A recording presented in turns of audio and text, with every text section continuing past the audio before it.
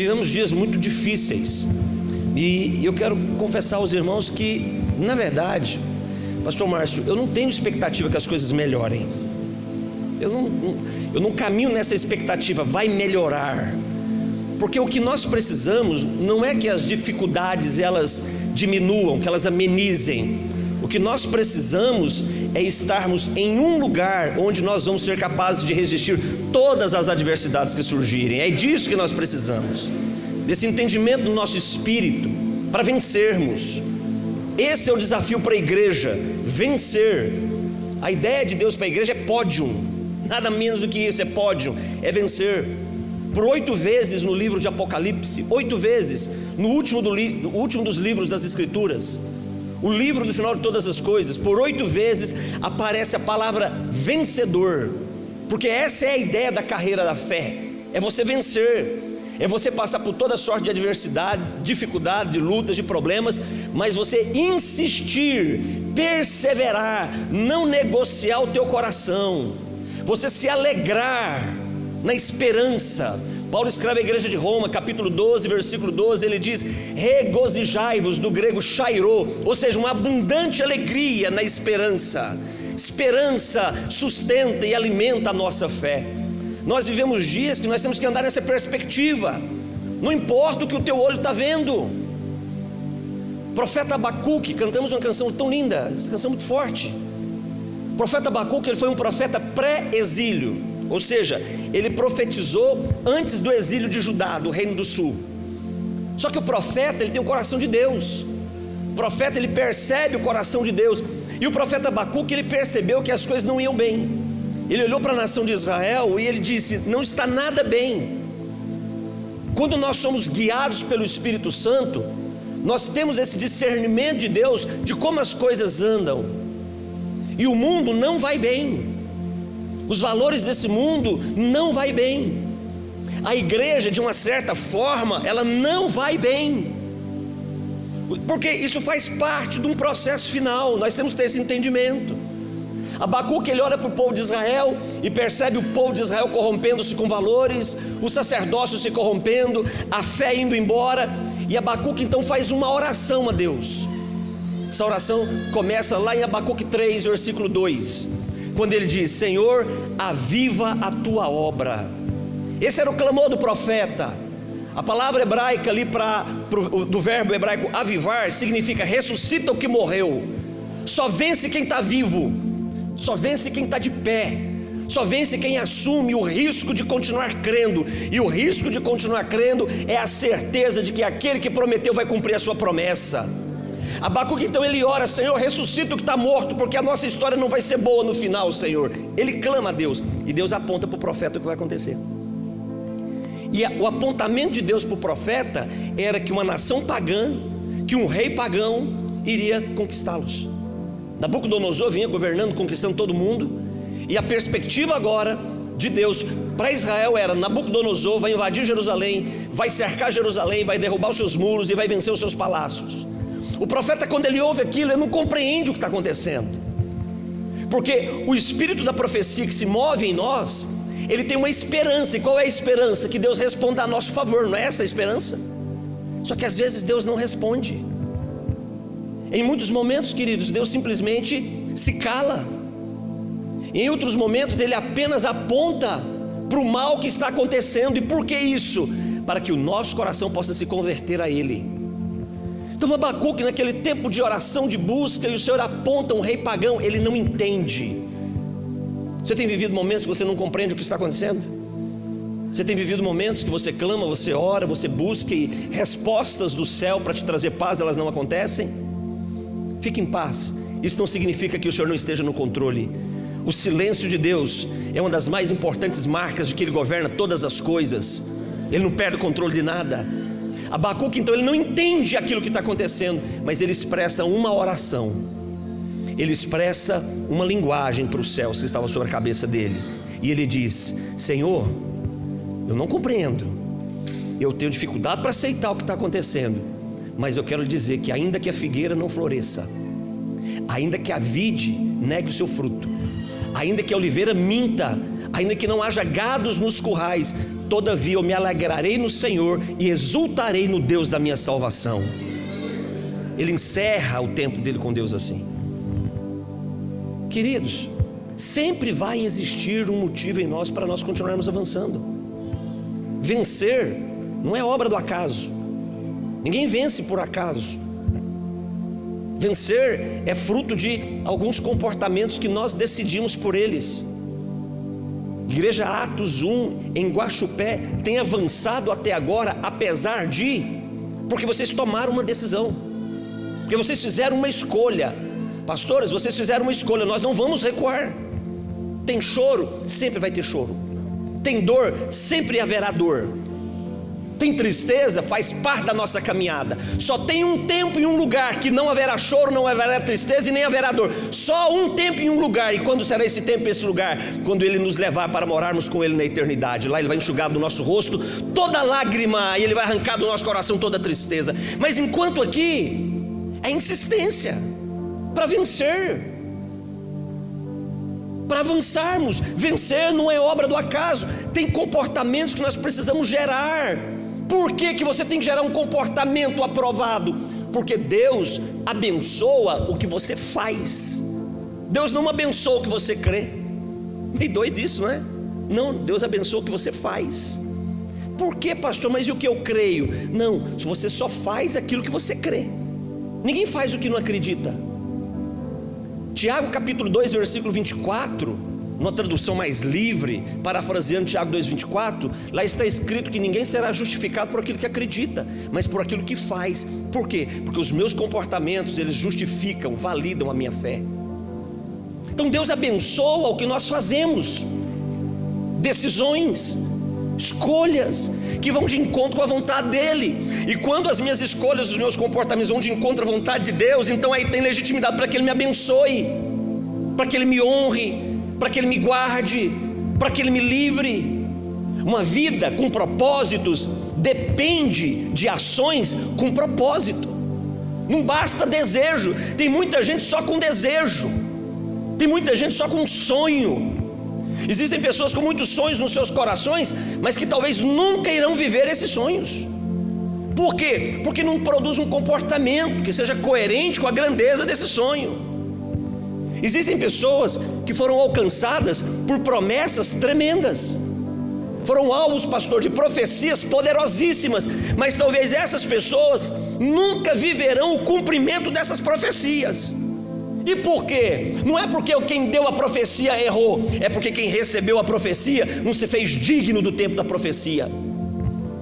Se nós olharmos para as escrituras, nós vamos perceber isso. Esaú tinha sobre ele uma promessa linda. Sobre Esaú tinha uma promessa geracional que foi entregue a Abraão, de ser pai de uma nação inteira. Foi entregue a Abraão. Abraão transfere agora essa promessa, essa profecia para Isaac. Isaac agora dá para para Esaú. Esaú recebe, por ser primogênito, esse direito de ser o cumprimento de uma profecia, de ser uma nação numerosa como as estrelas do céu, como a areia da praia. Só que no momento decisivo, ele troca, ele negocia o cumprimento de uma profecia por um prato de lentilha. Então, queridos, o importante não é se tem profecia sobre você. O importante é se eu vou ser o cumprimento de cada profecia de Deus a meu respeito. Porque profecias sobre a sua vida, fica tranquilo, existem profecias de Deus sobre você, sobre a sua casa e sua família, para todos os dias da sua vida. O desafio é se seremos o cumprimento dessas profecias. Pessoas que vencem são homens e mulheres que têm comportamentos, que têm atitudes que sejam significativos. Esse é o desafio da igreja. Esse é o meu desafio, esse é o teu desafio em tempos de dificuldade, tempos de exigência. Pessoas que vencem têm características muito próprias. Eu não posso, eu não quero, eu não necessito, eu não preciso, eu não busco profecias. Eu busco, necessito e clamo para que eu seja o cumprimento das profecias que saiu do coração de Deus. É disso que nós precisamos. O nosso destino depende disso, a nossa vida depende disso. Só que se eu e você, nós não construirmos esse caminho, você não vai chegar lá. Você vai ficar como quem sonha, somente como quem sonha, mas nunca como alguém que vive a realização dos melhores desejos do seu coração. E o céu quer que você viva os melhores desejos do seu coração. Quantos crentes digam glória a Deus? O céu quer isso. Eu quero compartilhar nessa noite com vocês 7 características de pessoas que vencem, porque esse é o desafio. Você não foi chamado para ficar pelo meio do caminho. O Senhor, quando fala com Moisés, lá em Êxodo 3, a vontade do coração de Deus é que toda aquela nação entrasse em Canaã. Cerca de 3 milhões de pessoas saíram do Egito. Só 2 pessoas que saíram do Egito entraram em Canaã. O que vai fazer a diferença na nossa caminhada nesse deserto chamado vida comum, porque a nossa vida comum nunca será a terra prometida, nunca, sempre vai ser uma caminhada pelo deserto.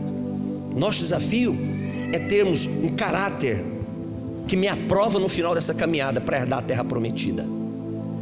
Segunda carta de Paulo a Timóteo, capítulo 4, versículo 7, Paulo termina a vida dele dizendo: eu combati o bom combate, eu completei a minha carreira e eu guardei a minha fé.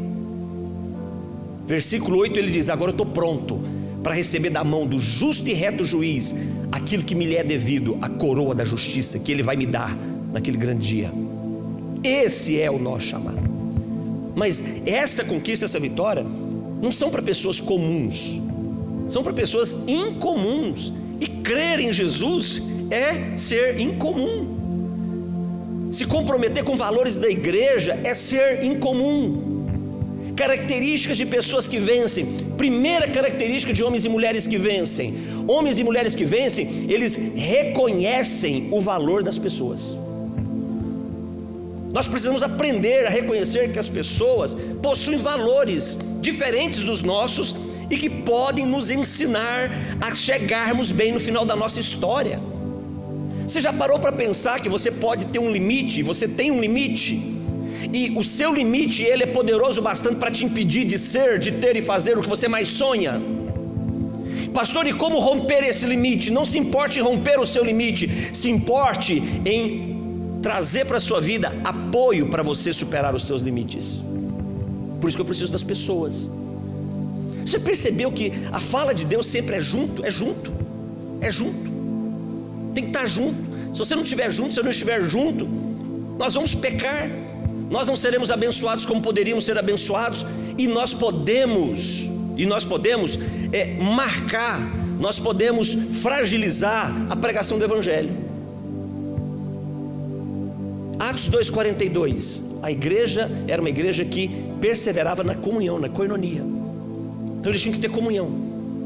Ter comunhão significa estar junto. E por que é importante estar junto? Porque nós somos um corpo. Igreja não é um lugar que você frequenta, que você vai quando você não está bem. Igreja é um lugar que você pertence, que você faz parte, é corpo. Então estarmos aqui nessa noite é estarmos testemunhando que fazemos parte de um corpo. Não é ocupar o meu dia porque eu não tenho nenhuma ocupação durante o dia, não. É uma necessidade, é um dever. E quando eu entendo isso e eu pertenço à igreja, sabe o que acontece? Agora eu estou junto. Comunhão, koinonia, de Atos 2,42. A pandemia nos tirou desse momento tão importante, nos colocou online, que não é o ideal, mas foi o possível por um tempo.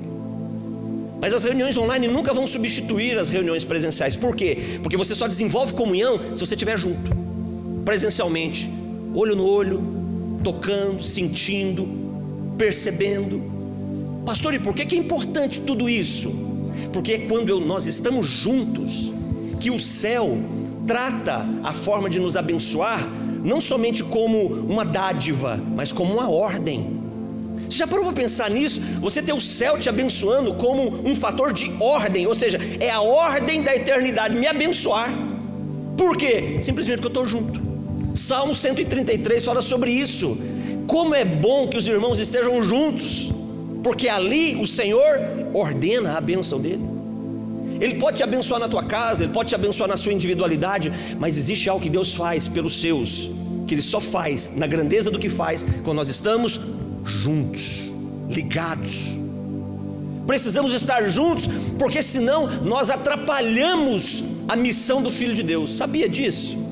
Você sabia que se você não desenvolver comunhão com as pessoas, se você não desenvolver relacionamento com as pessoas, você prejudica a pregação do Evangelho?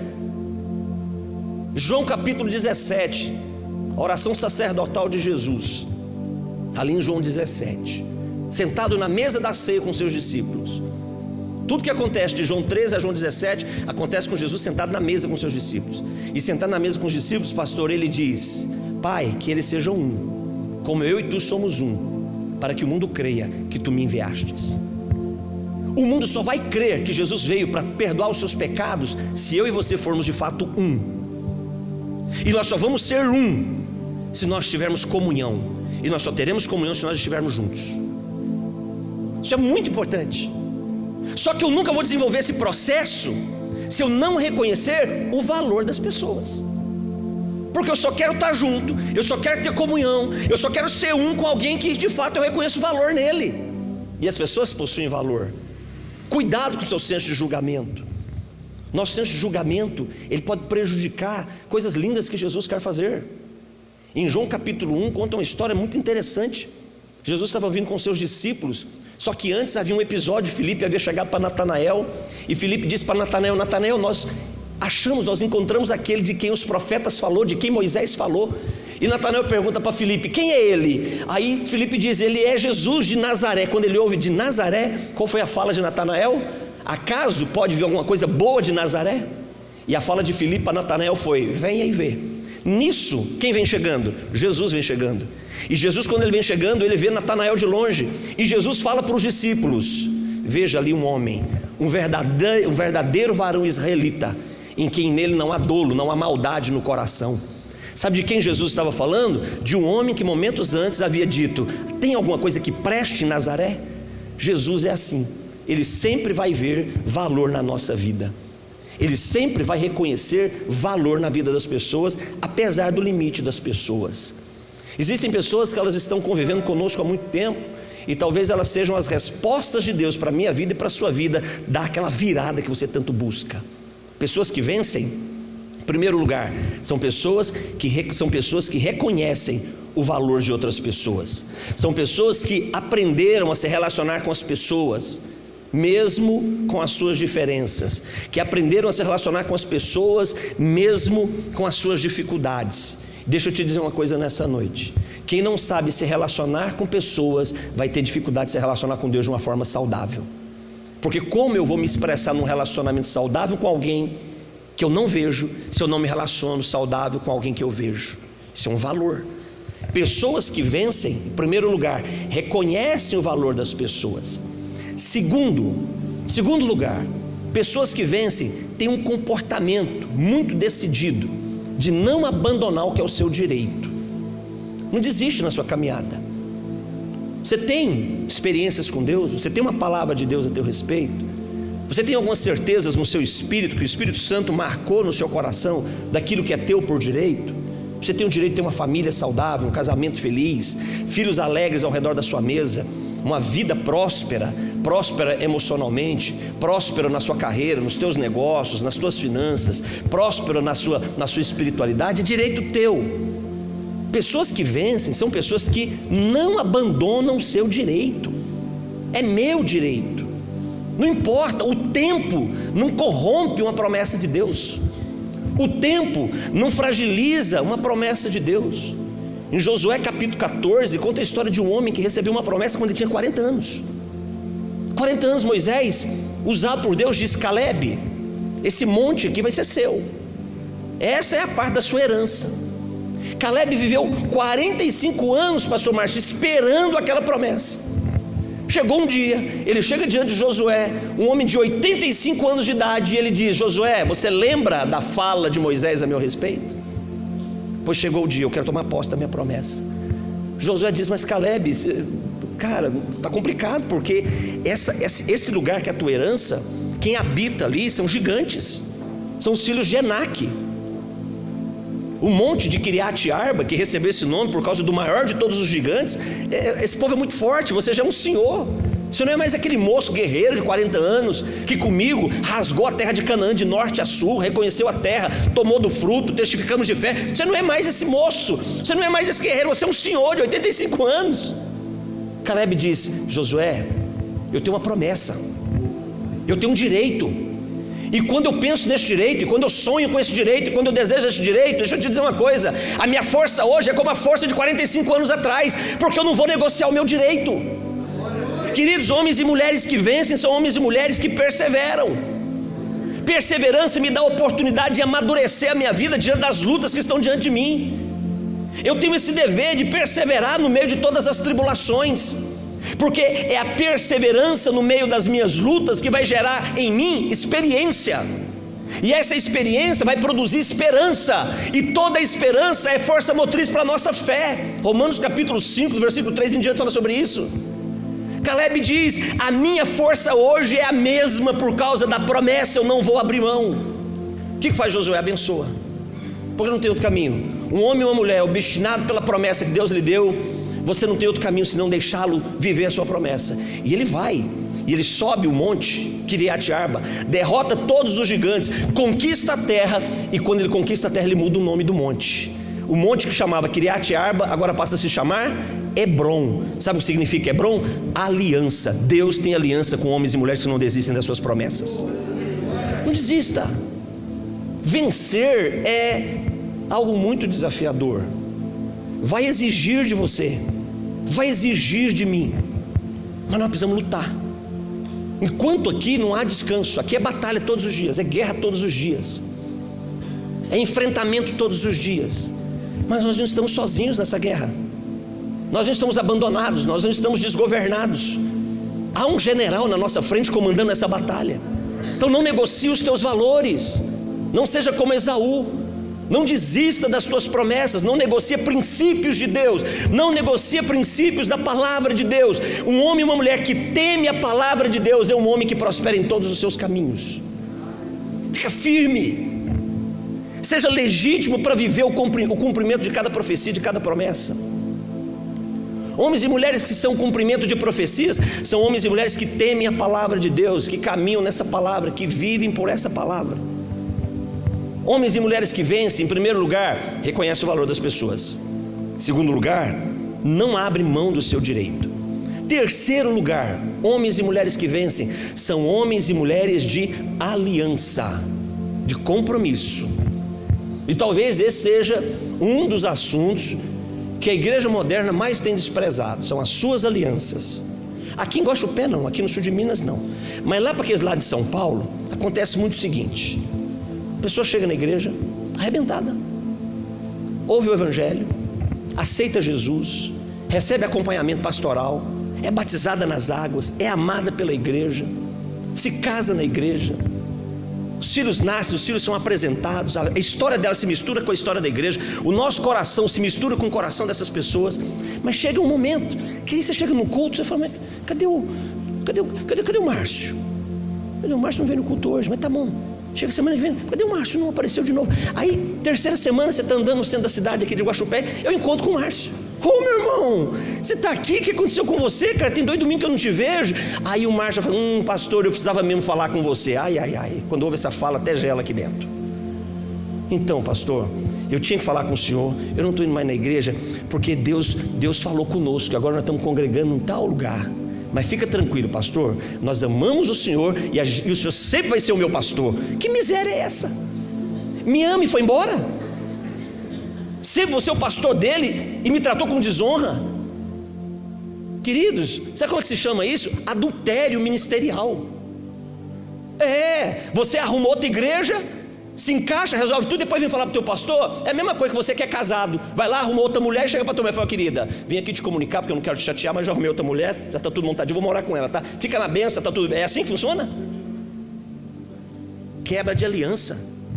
Gálatas capítulo 3, versículo 15. Uma aliança, ainda que ela seja meramente humana, ela é irrevogável, ninguém pode cancelar. Homens e mulheres que vencem são homens e mulheres de aliança, que definem o seu caráter, se é um caráter de fidelidade ou um caráter de lealdade. São características diferentes. O livro de Ruth conta a história de 3 mulheres. 3 mulheres: Noemi, a matriarca, Ruth e Orfa, casadas com seus filhos.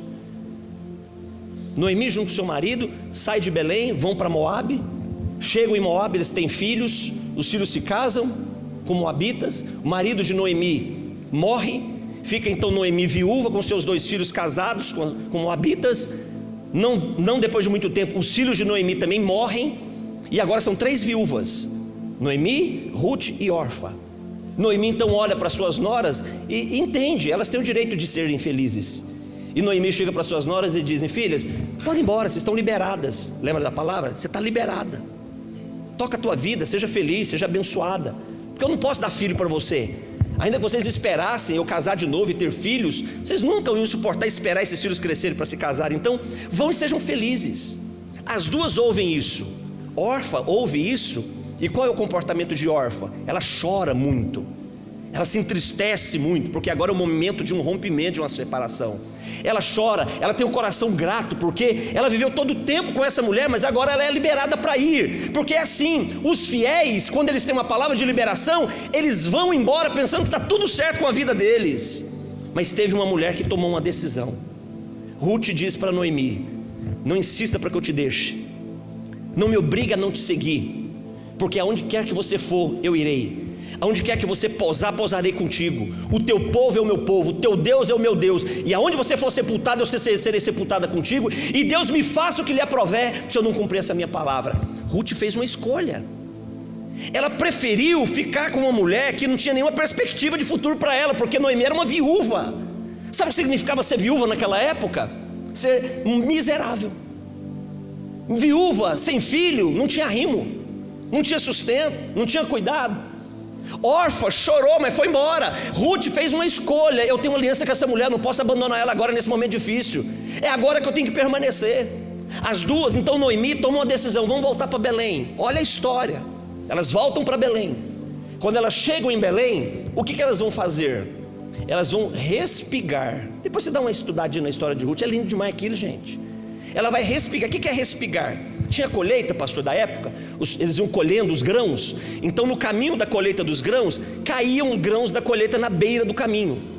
E eles deixavam esses grãos para quem? Para os pobres, para aquelas pessoas que não tinham sustento. Eu costumo dizer o seguinte, que quem respigava eram os mendigos da época. Era quem não tinha a menor capacidade de sustento. Então, num ato de bondade, eles deixavam parte dos grãos caírem por meio do caminho. Quando Ruth e Noemi voltam para Belém, sabe o que elas vão fazer? Elas vão mendigar, elas vão respigar os grãos. Essa é a condição. Só que teve um dia que ela estava respigando, Ruth. Ela estava colhendo os grãos da sua vergonha. E quem chega no campo? O dono do campo, o dono de todas as terras, o dono de toda a colheita.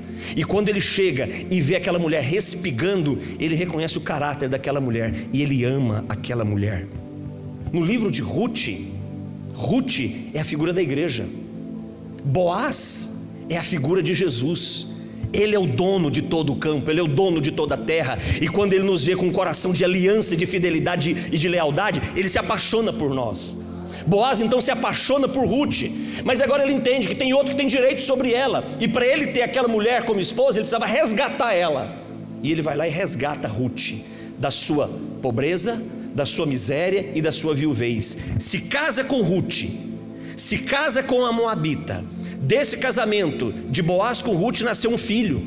Qual é o nome desse filho? Obed. Obed se casa e tem um filho. Qual é o nome desse filho? Jessé. Jessé se casa e tem um filho. Sabe qual é o nome desse filho? Davi, o maior de todos os reis que Israel já teve. E da descendência de Davi nasceu o meu Senhor, o teu Senhor, o nosso Redentor que vive para todo sempre. Sabe de onde que vem essa história linda de ser contada? Do coração de uma mulher que fez uma escolha de ser leal às suas alianças. Homens e mulheres que vencem são homens e mulheres que honram as suas alianças, não negociam as suas alianças por qualquer dificuldade. Por quê? Porque sempre vai ter recompensa para quem é leal. Sempre vai ter uma recompensa, um reconhecimento de Deus. Não para o meu momento presente, não para o meu agora, mas para o meu legado. Homens e mulheres de aliança são homens e mulheres que vencem. Quarta característica de homens e mulheres que vencem. Primeira característica: quem vence, quem reconhece o valor das pessoas. Segunda característica de quem vence: quem não abre mão do que é seu direito. Terceira característica de quem vence: são homens e mulheres que honram e preservam suas alianças. Porque uma aliança, ainda que humana, ela não pode ser cancelada. Seja zeloso com as tuas alianças. Quarta característica de homens e mulheres que vencem: são homens e mulheres que não se intimidam, não se permitem serem amedrontados e intimidados. Gente, como é incrível o que essa pandemia depurou o caráter da igreja. Depurou o caráter da igreja. A pandemia não prejudicou a igreja. A pandemia foi uma oportunidade para revelar o caráter de saúde de algumas igrejas. Esse vírus, eu respeito muito essa questão da Covid, me previno, tomo vacina, você tem que tomar vacina, tem que se proteger. Mas gente, esse vírus, pensa no, me desculpa o termo, mas é um vírus sem vergonha. É um vírus sem vergonha. Você mata ele com água e sabão, você mata ele, não é isso? Com álcool em gel você mata ele. Máscara, você colocou máscara, você resolveu o problema. Só que muitas pessoas, elas se intimidaram. Elas não querem estar aqui, elas têm medo, foram intimidadas por um problema e agora estão sendo confrontadas na sua fé. Homens e mulheres que vencem não se intimidam. A máscara protege da Covid. Os nossos irmãos da igreja apostólica, uma máscara não protegia eles das feras no Coliseu Romano que os devoravam vivos, mas mesmo assim eles permaneciam firmes. Você não pode se permitir ser intimidado. Em Samuel capítulo 17 conta a história de Davi, uma história muito conhecida de quem lê a Bíblia, claro, né? Quem não lê a Bíblia, essa história nunca é conhecida, né? Uma história muito conhecida de Davi e Golias. Quando Davi chega no campo de batalha para lutar contra Golias, sabe algo que a gente não percebe nesse texto? É que Golias de fato era um homem forte. Davi não era um homem forte. Davi não era mais poderoso, mais expressivo do que Golias. Davi não era mais habilidoso do que Golias. Ah, mas Davi matou um leão, matou um urso, ok, mas lutar com um gigante filisteu, o principal do exército dos filisteus, de 2,99 m, cuja couraça pesava 99 kg e o eixo da ponta da lança pesava 17 kg, é outra história. É diferente de matar leão e matar urso. Davi não era habilidoso para a guerra como Golias era. Davi não era mais forte que Golias como Golias era. Mas a questão não é eu ser mais forte. Essa não é a questão.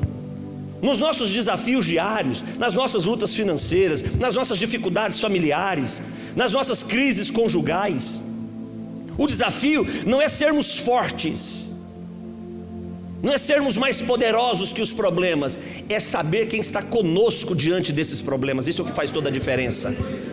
Davi, quando ele chega diante de Golias e ele olha para aquele homem de 2,99 m, e Golias fica irado com ele, Golias fica endemoniado com ele, porque ele era um guerreiro. Golias estava ali 40 dias, todos os dias, humilhando o exército de Saul. E aí, num dia decisivo, desce um menininho bonitinho. Se Davi vivesse hoje, Davi era esses garotos, né? Estilo worship, de se vestir, cabelinho de gel jogado para o lado, menininho bonito, simpático, todo mundo queria ter perto, cheiroso, perfumado. Davi seria esse estilo. Golias, quando olha, fica louco. Fala, mas você está me tirando? Está mentindo? Oh, gente, eu quero um guerreiro, não quero vocês não estão entendendo nada. Golias fica louco. Você está pensando que eu sou algum cachorro para você vir contra mim com pau e pedra na mão? Queridos, isso aconteceu num vale. Eu fui nesse lugar, eu queria ir lá. Davi desceu o vale de Elá. Golias desceu do seu acampamento, se encontraram num vale. No caminho, Davi catou 5 pedras lisas, pôs no seu embornal. Ele foi com aquilo que Deus havia constituído na vida dele. Ele deixou de lado a armadura de Saul, o colete de Saul, o capacete de Saul, a espada de Saul, porque nós não precisamos de ferramentas naturais, porque as armas da nossa milícia, elas são espirituais e poderosas em Deus. E ele desce, e quando o gigante o afronta, a resposta de Davi é: eu não vou contra você com espada, eu não vou contra você com lança, mas eu vou contra você no nome do Senhor Deus dos exércitos de Israel. Quarto lugar, sabe quem vence? Quem não se permite ser intimidado pela grandeza daquilo que te afronta. É grande mesmo, fica tranquilo, é mais forte que você. Você não tem a menor capacidade de vencer, você não tem habilidade para vencer, você não tem experiência para vencer, você não tem nada na sua vida que te faça digno de vencer a dificuldade que você está vivendo. Só que tem um detalhe: aquele que está com você, Ele é o Senhor de todas as vitórias. Você tem essa consciência, isso é uma consciência. Não se intimide diante das suas tribulações, não se assuste com o vale da sombra da morte. Vale da sombra da morte é uma grande bênção. Por quê? Porque tem um testemunho que Ele vai estar conosco, ainda que estejamos no vale da sombra da morte.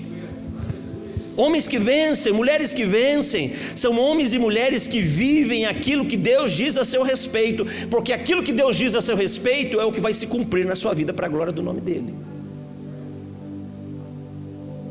A palavra é vencer, mas vencer não é para qualquer pessoa. Homens e mulheres que vencem, em primeiro lugar, reconhecem o valor das pessoas. Homens e mulheres que vencem não abrem mão do seu direito. Homens e mulheres que vencem são homens e mulheres que honram as suas alianças. Se algo vem para corromper o poder de uma aliança, senta-se para se resolver o valor e resgatar o valor de uma aliança. Quarto lugar, homens e mulheres que vencem são homens e mulheres que não se intimidam. Quinto lugar, quinta característica de homens e mulheres que vencem: homens e mulheres que vencem são homens e mulheres que não enxergam o que gente comum enxerga. Você não pode ver o que todo mundo está vendo. Então você liga o noticiário e aí tem uma notícia global. Não, você não pode ver essa notícia como todas as pessoas estão vendo. Você não pode ouvir as notícias de crise de saúde mundial, de crise econômica, de violência, de rumores de guerra. Você não pode ouvir isso do jeito que as pessoas comuns estão vendo. Você não pode permitir isso entrar em você, porque se você enxergar como gente comum enxerga, você vai ficar desesperado, você vai ficar pelo meio do caminho, você vai abandonar a fé, você vai se permitir ser intimidado, você vai romper, você vai quebrar as suas alianças, porque você vai agir precipitadamente, você vai tentar resolver os seus problemas do teu jeito. Você não vai depender das pessoas, você vai tentar resolver na força do teu braço, e aí você vai perder muito. Não, homens e mulheres que vencem são homens e mulheres que não enxergam como pessoas comuns enxergam. No segundo livro da história dos reis de Israel, no capítulo 6, conta uma história muito linda. O rei da Síria, que foi um dos inimigos importantes de Israel, e nessa época um inimigo mais forte que Israel, sempre arrumava um jeito de fazer uma emboscada contra o rei de Israel. Ele lá montava uma emboscada. Só que quando a emboscada da Síria estava pronta, o rei de Israel era avisado pelo profeta. Então tinha um profeta em Israel que chegava e dizia: rei, olha, não vai por esse caminho, se previna, se antecipa, ou muda a rota, porque os sírios estão lá para te pegar. Aí Israel mudava o plano, e o plano do rei da Síria era frustrado. Isso aconteceu várias vezes, até que chegou uma hora que o rei da Síria se indignou, chamou seus comandantes, chamou seus principais oficiais e disse: olha, tem alguém aqui entre nós que está informando o rei de Israel das nossas batalhas, porque todas as vezes que nós vamos para capturá-los, eles estão prevenidos. Tem alguém aqui que está nos traindo. Levantou alguém no meio e disse: não, rei, não tem ninguém traindo aqui. É que lá em Israel tem profeta. Onde tem profeta, queridos, tem livramento. Então disseram: porque ela tem profeta. Aí o rei da Síria entendeu: já sei, tem profeta, é ele que entrega os nossos planos, então vamos prender esse profeta e vamos matar esse profeta. Hoje o mundo, ele quer corromper a nossa fé para matar o ofício profético. Você vai entender isso daqui a pouco. Quer corromper a idoneidade, a saúde do ofício profético, porque é o profeta que traz livramento para o povo. Aí o rei da Síria organizou, carros, cavalos, cavaleiros, um exército poderoso, e foi até a casa de quem? Do profeta Eliseu, que era o profeta da época. Está lá em 2 Reis capítulo 6. Cercou a casa do profeta com carros, cavalos, soldados. Isso de manhã, antes do sol raiar, isso aconteceu. De manhãzinha, quem sai, pastor? O moço do profeta. Quando o moço do profeta sai, ele entra em choque, porque, meu Deus do céu, volta para dentro da casa correndo, desesperado. Meu senhor, olha o que aconteceu. O senhor fica livrando esse rei de Israel, esse miserável incircunciso que não ajuda a gente em nada, só lasca a vida da gente. O senhor fica dando livramento para ele, está aí agora. O rei da Síria está aí com os soldados dele, com o exército dele, vem pegar a gente, vai matar nós tudo, desesperado. E o profeta Eliseu? Nenhuma ruga de expressão de preocupação. A pressão dele não subiu nem um ponto, subiu a pressão dele. Ele só faz uma oração: Senhor, abre os olhos dele, faça ele ver além do que pessoas comuns vejam. E aí Geazi sai, e Geazi percebe que o exército do rei da Síria continuava lá. Não mudou essa realidade, só que ao redor do exército da Síria estava o exército do Deus Todo-Poderoso cercando aquele exército. Homens e mulheres que vencem não definem o seu dia, a sua vida, as suas decisões por aquilo que estão enxergando, por aquilo que estão ouvindo. Você não pode ser definido e definir decisões, história da sua vida, o teu casamento, tua família, os teus negócios, a tua fé, por aquilo que o teu olho natural e o teu ouvido comum está ouvindo. Você tem que enxergar diferente. Agora, só tem uma forma de enxergar diferente. Sabe quando? Quando eu ouço a voz do profeta. Porque é a fala do profeta que amplia a minha capacidade de enxergar. É a fala do profeta que abre os meus ouvidos para ouvir na essência. E eu quero dizer nessa noite que tem profeta no nosso meio, e esse profeta tem nome, e o nome dele é Espírito Santo de Deus, que habita na minha vida e na tua vida. Ele é esse profeta que nos ensina a enxergarmos de uma forma apurada e continuarmos perseverando na nossa caminhada, que apura o nosso ouvido para não sermos contaminados pelas notícias ruins desse mundo. Homens e mulheres que vencem, eles não enxergam o que pessoas comuns enxergam. Homens e mulheres que vencem, eles não se intimidam. Terceiro lugar, homens e mulheres que vencem, eles honram suas alianças. Em quarto lugar, homens e mulheres que vencem, eles não abrem mão do seu direito. Homens e mulheres que vencem reconhecem o valor das pessoas, porque não há conquista gloriosa no isolamento, mas a conquista que glorifica o nome do Senhor e que nos aperfeiçoa para um legado extraordinário quando nós estamos juntos, porque ali Ele ordena a sua bênção. Sexto lugar, sexta característica de homens e mulheres que vencem. Salmo 51. Esse salmo, aquele assunto, a gente falava sobre um assunto hoje de pastores. Esse Salmo 51, pastor Márcio, ensina como deve ser. Quer quebrar a força do pecado? Dá publicidade para ele. Existem pessoas que estão lutando quanto a algumas áreas de fragilidade na sua vida, contra desejos, contra áreas de sedução, que estão lutando há anos. Então você vence por um tempo e depois cai de novo, e aquele ciclo vicioso, e você não vence. Por que você não vence? Por que o pecado governa a vida de muitos homens e muitas mulheres de Deus? Porque a força do pecado está no segredo dele. Enquanto secreto, o pecado é fortalecido. Por isso que há valor na confissão. Tem que confessar. Confessar não é só você colocar o lixo para fora, é você publicar o lixo, para que esse pecado perca agora a força do governo sobre você. Então você tem que publicar. O Salmo 51, o que é o Salmo 51? Foi a publicidade que Davi deu para o pecado mais importante que ele cometeu. Um pecado que trouxe uma marca para o reino dele. Se você estudar a história de Davi, do rei Davi, você vai ver que depois do pecado dele com Batseba, pastor, o reino dele nunca mais foi o mesmo. Pecou com Batseba, só foi assim. Só que mesmo assim, ele morre com 70 anos, cheio de dias, cheio de glória e cheio de riqueza. Sabe por quê? Porque tem um depósito, cujo dispenseiro desse depósito é fiel para nos retribuir. Jesus é fiel, mas ele errou. As consequências vieram. O arrependimento e a confissão não anula a consequência dos nossos erros, porque a consequência dos nossos erros é uma forma de Deus nos dizer: eu sou um Deus de justiça e de juízo, mas também sou um Deus de graça para aqueles que me buscam. Então ele não anula a consequência, porque isso testemunha a favor da soberania dele. Então Davi, quando ele peca com Batseba e ele se arrepende, ele escreve o Salmo 51, dando publicidade do pecado dele. E no Salmo 51 nós aprendemos com Davi esse sexto comportamento, essa sexta atitude de homens e mulheres que vencem. E sabe qual é? Homens e mulheres que vencem são homens e mulheres que dependem do Espírito Santo para tudo na sua vida. Naquele momento difícil de Davi, a oração dele: Senhor, não me expulse da tua presença e nem tira de mim o teu Santo Espírito, porque sem o Espírito Santo de Deus nós não podemos fazer nada. Nós não podemos ir a nenhum lugar.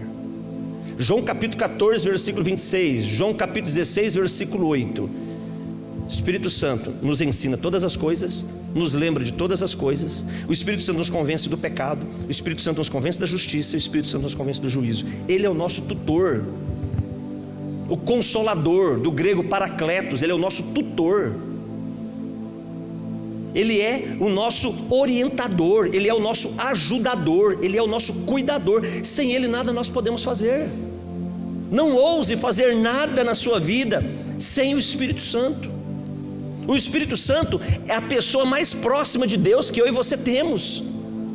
O Senhor Deus Todo-Poderoso habita no alto e sublime trono. Jesus está sentado à direita do Deus Todo-Poderoso. Mas o Espírito Santo habita em mim e habita em você. Fez de mim e de você casa e habitação dele. Fez de mim e de você um tabernáculo santo para a glória dele.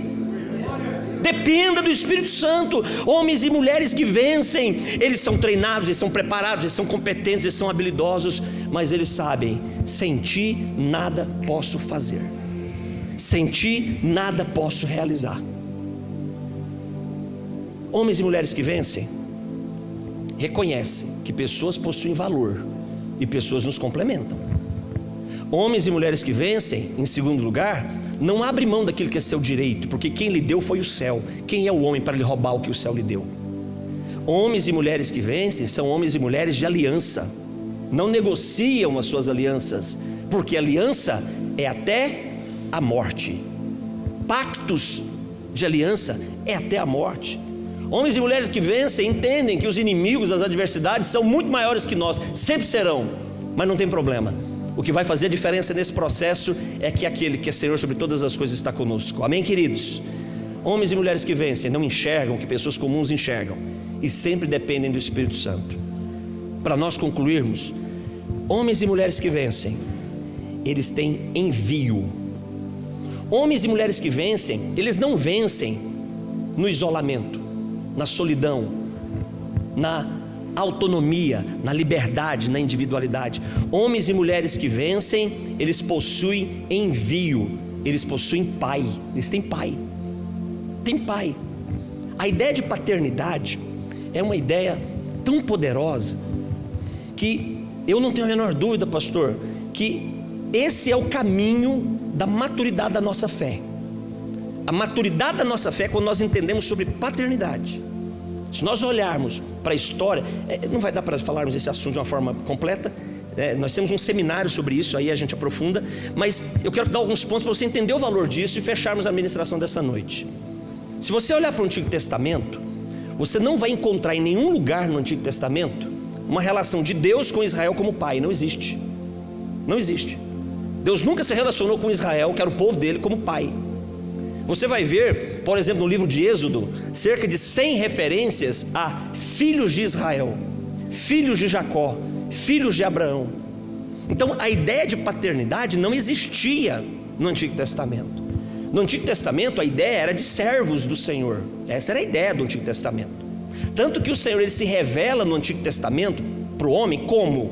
A partir dos seus atributos, daquilo que ele podia fazer. Então em Gênesis 22, Yahvé Jireh, o Deus que provê. Em Êxodo 17, Yahvé Nissi, na batalha contra os amalequitas, o Senhor é a nossa bandeira. Em Jeremias, Yahvé Tzedequenu, o Senhor é a nossa justiça. Então ele se revela a partir dos seus atributos, daquilo que ele podia fazer para as pessoas. Yahvé Rafá, o Deus que cura. Yahvé Raá, o Senhor é o meu pastor. Então no Antigo Testamento ele sempre se revelou a partir do que ele podia fazer com as pessoas o servindo. E no Novo Testamento ele não se revela mais assim. No Novo Testamento ele se revela como Emanuel, Deus conosco. Agora não é pelo serviço, agora é pelo relacionamento. Agora mudou a ideia. No Antigo Testamento a ideia de paternidade era impossível de ser concebida. Por quê? Porque só tem uma forma de se construir paternidade espiritual. E sabe qual é? Na pessoa de Jesus. Evangelho de João capítulo 1, do versículo 10 ao 12, o texto central diz: e todos os que creem em Jesus, foi-lhes dado o poder, do grego exousia, poder imanente, de cima para baixo, de ser feito filho de Deus. Então a chamada para a igreja não é ser servo de Deus. Não é que servo está errado, mas tem um degrau mais alto que você pode ocupar. E qual é esse lugar? De filho. É o de filho. Jesus então, ele vem. João 3,16, Deus ama o mundo de tal maneira que entrega o seu único filho. Quando ele entrega o seu único filho, e aquele que crê na morte do seu único filho para perdoar o seu pecado, sabe o que faz, pastor? Desfaz a unicidade, a primazia de Jesus, seu único filho, porque agora ele não é mais o único. Ele deixa de ser unigênito e ele se torna o primogênito. Ele deixa de ser o único e se torna o primeiro. Primeiro de quê? De muitos filhos de Deus, que são feitos pela fé em Cristo. Então nós agora conseguimos uma condição. Não uma condição de bons homens de Deus, não uma condição de boas mulheres, bons servos, mas uma condição de um lugar na eternidade. João capítulo 14, versículo 1, Jesus diz para os discípulos, sentado na mesa da ceia: fiquem tranquilos, não fiquem preocupados, não se turbe o vosso coração, na casa do meu Pai tem muitas moradas. Eles estavam ouvindo aquilo, tranquilo. Jesus diz: creiam em Deus, creiam também em mim. E aí Jesus fala algo para eles, que aí entra em crise o coração deles. Jesus diz para eles: e eu vou preparar lugar para vocês, para quando eu voltar, levar vocês para vocês estarem onde eu estou. Isso mexeu com a cabeça deles. Sabe por quê? Porque eles não tinham essa ideia de paternidade. Porque quem fica na casa do pai não é o servo, quem fica na casa do pai é só o filho. João 8,35. Então essa é a ideia de Deus para a igreja. A ideia de nos movermos como filhos amados. A última vez que no livro de Apocalipse fala sobre vencedor é Apocalipse 21, 7. Em Apocalipse capítulo 21, versículo número 7, o Senhor, Ele diz que o vencedor, ele herdará todas estas coisas. Eu serei o seu Deus e ele vai ser o meu filho. A vocação de Deus na eternidade para nós é de paternidade com Ele. A nossa relação com Ele é de paternidade, de pai e filho. Só que esse entendimento de paternidade espiritual está vinculado a um valor. Me ouça, eu estou concluindo, é muito importante isso. Qual é esse valor? De compreender que aqui como igreja, a minha relação com a igreja não é uma relação de serviço. Não é uma relação de recompensa, é uma relação de legado. Então também existe para a igreja o valor da paternidade ministerial. O que é paternidade ministerial? É eu entender que a minha relação com a igreja de corpo é uma família a qual eu pertenço, e com os meus pastores, a minha relação com eles não é somente de pastoreio e de serviço, é de paternidade ministerial. Pastor, que paternidade ministerial? Que ministério? O ministério da reconciliação que foi confiado à igreja. A igreja recebe o ministério da reconciliação, reconciliar o homem com Deus. Quem recebe esse direito? Aquele que te instrui na palavra. Pastor, sabe por que muitas pessoas não entendem primícias? Porque primícia é difícil entregar para quem é meu líder, meu discipulador, meu pastor. Por quê? Porque o valor dela é de honra. E o valor da honra está ligado à paternidade. Honra o teu pai e a tua mãe, para que se prolonguem e sejam próximos os teus dias na terra. Só entende princípio de honra quem entende paternidade. No Antigo Testamento, o Senhor invoca em Malaquias: sou teu Deus, cadê a minha honra? Sou teu pai, cadê a minha honra? Quando nós entendemos que a nossa relação com quem nos pastoreia, com quem nos discipula, com quem nos instrui na palavra, não é uma relação ministerial de dons, mas é uma relação ministerial de relacionamento, paternidade, sabe o que acontece? Caminhamos cada vez mais juntos, estamos cada vez mais comprometidos uns com os outros. Entendemos que aqui não estamos vivendo um tempo, mas aqui estamos vivendo um legado para a glória de Deus. Porque família fala de legado, família fala de herança, não fala de recompensa. Sabe, é triste às vezes nós ouvirmos, me perdoe pastor, eu estou concluindo, mas me perdoe o que eu vou dizer agora. É triste ouvirmos a seguinte fala: vamos recomeçar, porque não deveríamos recomeçar. Uma família não recomeça, uma família se restaura. Uma família não tem novos inícios. Uma família ferida, machucada, tem cura, tem perdão, tem arrependimento, para se tornarem cada vez mais fortes, para construir uma história com um legado que vai glorificar o nome do Senhor e que vai abençoar a minha descendência. Esse é o valor da igreja. Homens e mulheres que vencem, eles têm envio, porque o pai é quem envia. É o pai que dá para o filho um destino mais excelente do que o dele. É o pai que coloca o filho não num destino de um tempo, mas coloca o filho num destino de um legado.